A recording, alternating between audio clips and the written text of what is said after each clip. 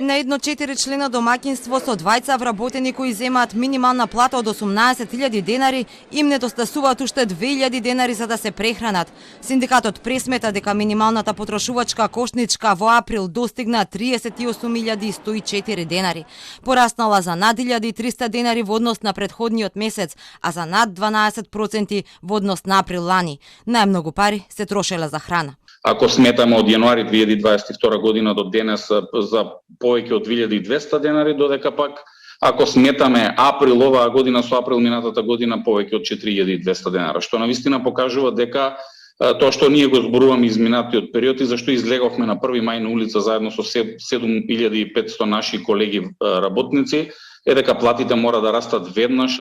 Од Сојузот на синдикатите размислуваат со каков предлог ќе настапат на наредните преговори со владата. Велат тие 2806 денари колку што побара да пораснат сите плати веќе паѓаат во вода бидејќи инфлацијата од 10,5% која ја објави вчера државната статистика веќе изеде дел од покачувањето.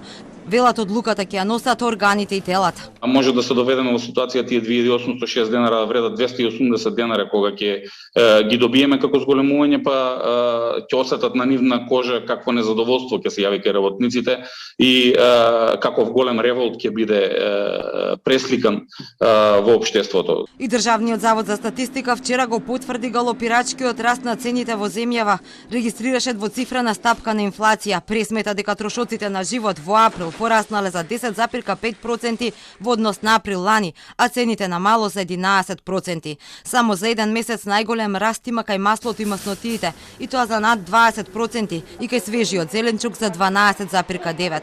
Споредено пак април со април лани, храната поскапела за 15%, лебот и житариците за над 17%, месото за над 10%, маслото и мастите за речиси 32%, а транспортот за речиси 22%. Експертите пак беа децидни дека итно треба да се донесе антиинфлаторна програма по примерот од 90-тите години, кога последно земјава се бореше со висока инфлација.